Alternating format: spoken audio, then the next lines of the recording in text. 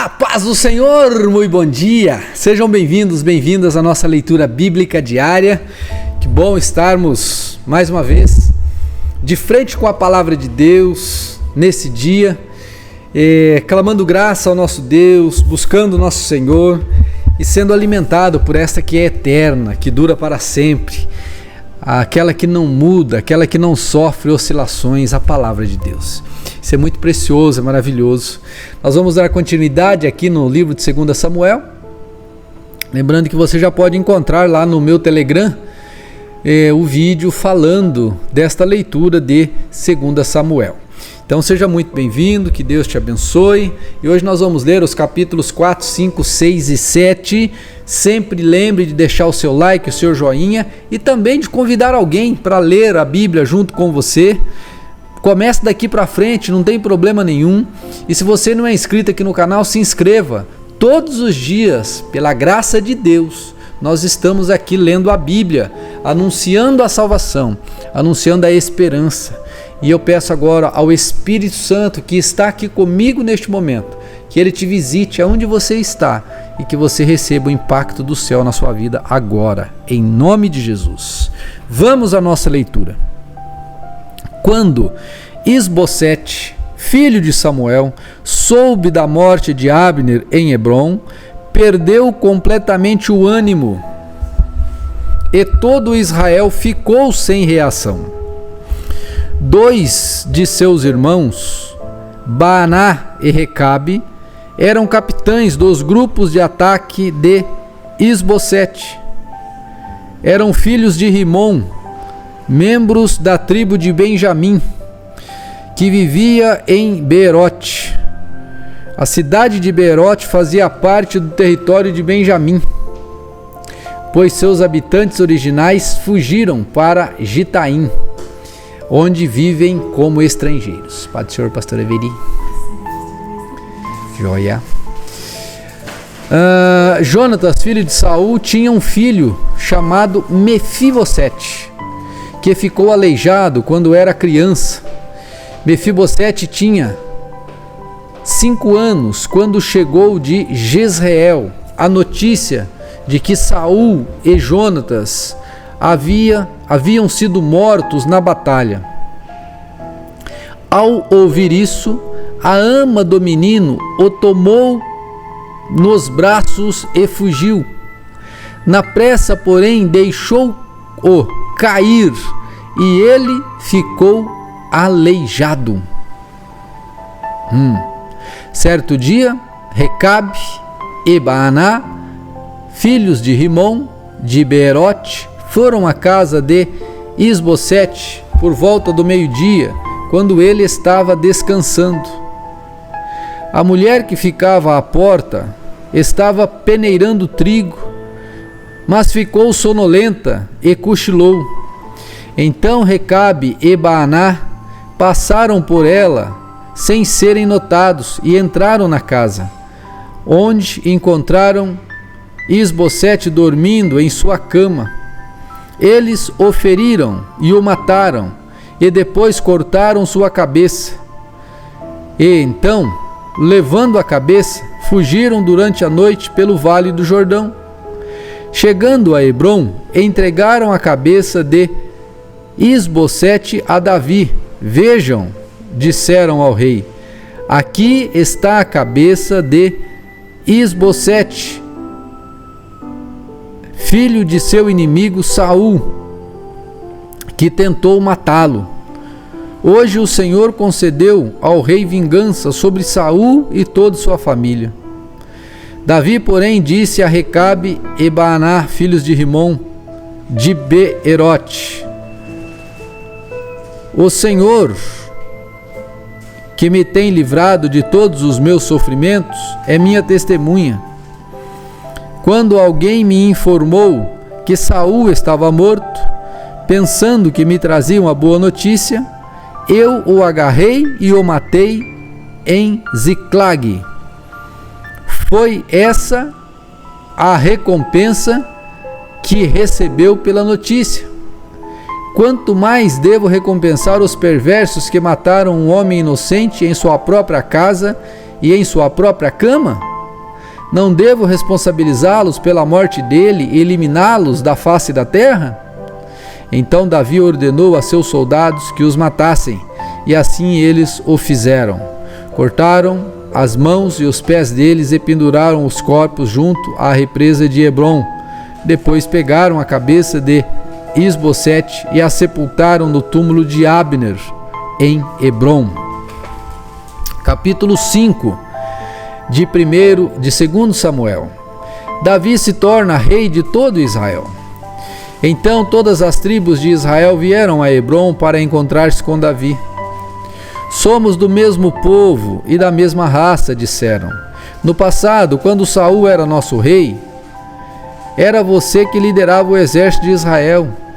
E o Senhor lhe disse: você será o pastor do meu povo Israel, será o líder de Israel. Então, ali em Hebrom, o rei Davi fez um acordo diante do Senhor com todas as autoridades de Israel, e elas o ungiram rei de Israel. Davi tinha 30 anos quando começou a reinar, e ao todo reinou por 40 anos. Havia reinado sobre Judá 7 anos e 6 meses, havia reinado sobre Judá 7 anos e 6 meses, e em Jerusalém reinou sobre todo Israel durante 33 anos. Davi conquista Jerusalém. Então o rei partiu com seus soldados para Jerusalém, a fim de lutar contra os jebuseus que viviam naquele lugar. Os jebuseus zombavam de Davi. Você jamais entrará aqui. Até os cegos e aleijados são capazes de impedi-lo, diziam. Isso porque imaginavam estar seguros. Mas Davi tomou a fortaleza de Sião, que hoje é chamada Cidade de Davi. No dia do ataque, Davi disse a seus soldados: odeio esses jebuseus, cegos e aleijados. Quem os atacar deve entrar na cidade pelo túnel de água. Essa é a origem do ditado: os cegos e os aleijados não entrarão na casa. Então Davi foi morar na fortaleza de Sião e a chamou Cidade de Davi. Ampliou a cidade desde o aterro até a parte interna. Davi foi se tornando cada vez mais poderoso, pois o Senhor, o Deus dos exércitos, estava com ele. Hirão, rei de Tiro, enviou a Davi mensageiros com madeiras de cedros, carpinteiro e pedreiros, que construíram um palácio para Davi. E Davi compreendeu que o Senhor o havia confirmado como rei sobre Israel e exaltado seu reino por causa de seu povo, Israel. Depois de mudar de Hebrom para Jerusalém, Davi tomou mais concubinas e esposa e teve mais filhos e filhas. Estes são os nomes dos filhos que nasceram a Davi em Jerusalém: Samua, Sobabe, Natã, Salomão, Ibar, Elisua, Nefeg, Jáfia, Elisama, Eliada e Elifelete. Davi derrota os filisteus. Quando os filisteus souberam que Davi tinha sido ungido rei de Israel, mobilizaram suas tropas para capturá-lo. Davi, porém, foi informado disso e desceu para a fortaleza. Os filisteus chegaram e se espalharam pelo vale de Refaim. Então Davi perguntou ao Senhor: devo sair e lutar contra os filisteus? Tu os entregarás em minhas mãos? O Senhor respondeu a Davi: sim, vá, pois eu certamente os entreguei em suas mãos. Então Davi foi a Baal-Perazim e ali derrotou os filisteus e exclamou: o Senhor irrompeu no meio de meus inimigos com uma violenta inundação. Por isso chamou aquele lugar de Baal-Perazim. Davi e seus homens levaram os ídolos que os filisteus haviam abandonado ali.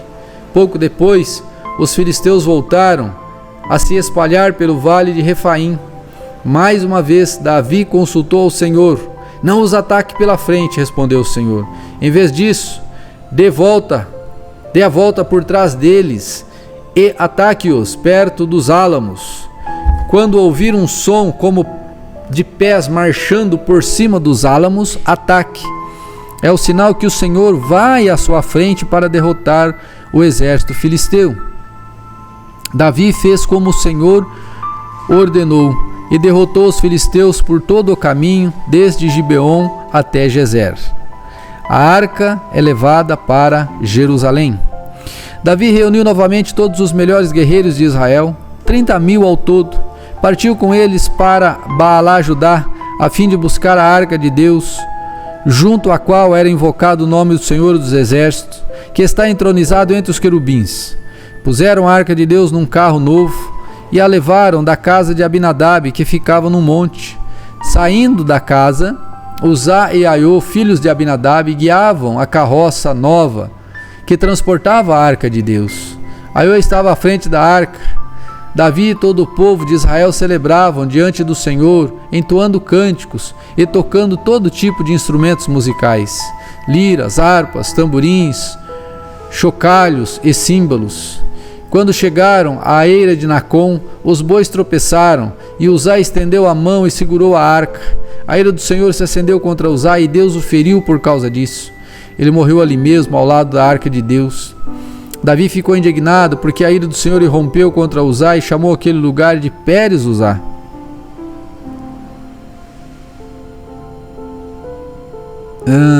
Pérez Uzá, conhecido até hoje com este nome. Davi teve medo do Senhor e perguntou: como poderei levar a arca do Senhor? Então resolveu não transferir mais a arca do Senhor para a casa de Davi. Em vez disso, levou-o para a casa de Obed-edom na cidade de Gate. A arca ficou na casa de Obed-edom em Gate por 3 meses, e o Senhor abençoou Obed-edom e toda a sua família. Disseram ao rei Davi: o Senhor tem abençoado a família de Obed-edom e tudo que ele possui por causa da arca de Deus. Então Davi foi até lá e, com grande festa, levou a arca de Deus da casa de Obed-edom para a cidade de Davi. Quando os homens que carregavam a arca do Senhor davam 6 passos, Davi sacrificava um boi e um novilho gordo. Davi usava um colete sacerdotal de linho e dançava diante do Senhor com todas as suas forças. Assim Davi e todo o povo de Israel levaram a arca do Senhor com gritos de alegria e ao som de trombetas. Mical trata Davi com desprezo. Enquanto a arca do Senhor entrava na cidade de Davi, que é em Jerusalém, Mical, filha de Saul, olhava pela janela. Quando viu o rei Davi saltando e dançando diante do Senhor, encheu-se de desprezo por ele. Trouxeram a arca do Senhor e a colocaram em seu lugar dentro de uma tenda especial que Davi tinha preparado para ela. E Davi ofereceu ao Senhor holocaustos e ofertas de paz. Depois que terminou de oferecer os sacrifícios, abençoou o povo em nome do Senhor dos Exércitos. Para cada homem e mulher israelita na multidão, ele deu um pão e um bolo de tâmaras e bolo de passas. Então todos voltaram para casa. Quando Davi voltou para casa, a fim de abençoar sua família, Mical, filha de Saul, saiu ao encontro dele e disse: como o rei de Israel se mostrou digno de honra hoje, exibindo-se sem qualquer vergonha diante das servas como um homem vulgar? Davi respondeu a Mical: eu dançava diante do Senhor, que me escolheu em lugar de seu pai e toda a sua casa. Ele me nomeou líder de Israel, o povo do Senhor, por isso continuarei a celebrar diante do Senhor. Estou disposto a me tornar ainda mais desprezível e até mesmo ser humilhado aos meus olhos. Mas as servas que você mencionou certamente me considerarão digno de honra. E Mical, filha de Saul, não teve filhos até o final de sua vida. Olha só. Capítulo 7, e último desse dia. A aliança do Senhor com Davi. Quando o rei Davi já havia estabelecido seu palácio e o Senhor lhe tinha dado descanso de todos os inimigos ao redor, mandou chamar o profeta Natã. O rei disse: veja, moro num palácio, uma casa de cedro, enquanto a arca de Deus está lá fora, numa simples tenda.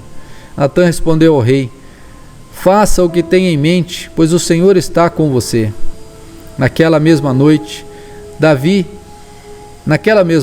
porém, o Senhor disse a Davi: Vá e diga a meu servo Davi que assim diz o Senhor: acaso cabe a você construir uma casa para eu habitar? Desde o dia em que tirei os israelitas do Egito até hoje, nunca morei numa casa. Sempre acompanhei o povo de um lugar para o outro numa tenda, num tabernáculo. E, no entanto, onde quer que eu tenha ido com os israelitas, nunca me queixei das tribos de Israel e aos pastores de meu povo. Nunca lhes perguntei: por que não construíram para mim um palácio ou uma casa de cedro? Agora vai e diga a meu servo Davi que assim diz o Senhor dos Exércitos: eu o tirei das pastagens onde você cuidava das ovelhas, eu o escolhi para ser o líder de meu povo Israel. Estive com você por onde andou e destruí todos os seus inimigos diante de seus olhos. Agora tornarei seu nome tão conhecido quanto o dos homens mais importantes da terra. Providenciarei uma terra para meu povo Israel e o plantarei num lugar seguro, onde jamais serão perturbados. Nações perversas não os oprimirão como fizeram no passado, desde o tempo em que nomeei juízes para governar meu povo Israel. Eu lhes darei descanso de todos os seus inimigos. Além disso, o Senhor declara que fará uma casa para você, uma dinastia real. Pois quando você morrer e for sepultado com seus antepassados, escolherei um de seus filhos, de sua própria descendência, e estabelecerei seu reino. Ele é que construirá uma casa para meu nome, e estabelecerei seu trono para sempre. Eu serei seu pai, e ele será meu filho. Se ele pecar, eu o corrigirei e o disciplinarei com a vara, como qualquer outro pai faria.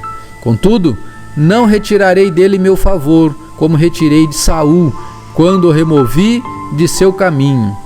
Sua casa e seu reino continuarão para sempre diante de mim, e seu trono será estabelecido para sempre. Natã voltou até Davi e contou ao rei tudo o que o Senhor lhe tinha revelado. Oração de gratidão de Davi. Então Davi entrou no santuário, pôs-se diante do Senhor e orou: quem sou eu, ó soberano Deus? E o que é minha família, para que me trouxesses até aqui? E agora, soberano Senhor, como se isso não fosse o bastante, dizes que dará a teu servo uma dinastia duradoura? Trata a todos desta forma, ó soberano Senhor. Que mais posso dizer-te? Tu sabes como teu servo é de fato, ó soberano. Por causa da tua promessa e do acordo com tua vontade, fizeste todas as grandes coisas e as tornastes conhecidas a teu servo. Quão grande és, ó soberano Senhor! Não há ninguém igual a ti. Jamais ouvimos falar de outro Deus como tu. Engrandeceste teu nome ao livrar teu povo do Egito. Realizaste milagres impressionantes e removeste as nações e os deuses do caminho do teu povo. Fizeste de Israel teu próprio povo para sempre. E tu, ó Senhor, te tornaste seu Deus. E agora, ó Senhor Deus, sou teu servo. Faze o que prometeste a meu respeito e a respeito de minha família. Confirma-o como uma promessa que durará para sempre. Que o teu nome seja honrado para sempre, a fim de que todos digam: o Senhor dos Exércitos é o Deus de Israel. E que a dinastia do teu servo Davi permaneça diante de ti para sempre. Ó Senhor dos Exércitos, o Deus de Israel, tive a coragem de fazer-te esta oração, porque revelaste tudo isso a teu servo para me dizer. E também ao dizer: farei uma casa para você, uma dinastia real. Tu és Deus, ó soberano Senhor. Tuas palavras são verdadeiras, e tu prometestes essas coisas boas a teu servo. E agora, que seja do teu agrado abençoar a casa de teu servo, para que ela permaneça para sempre diante de ti, Pois tu falastes, ó soberano Senhor, e quando concedes uma bênção a teu servo, é uma bênção para sempre. Que Deus te abençoe nesse dia, em nome do Senhor Jesus. E que esse dia seja especial para você. Que o Senhor esteja contigo, em nome de Jesus.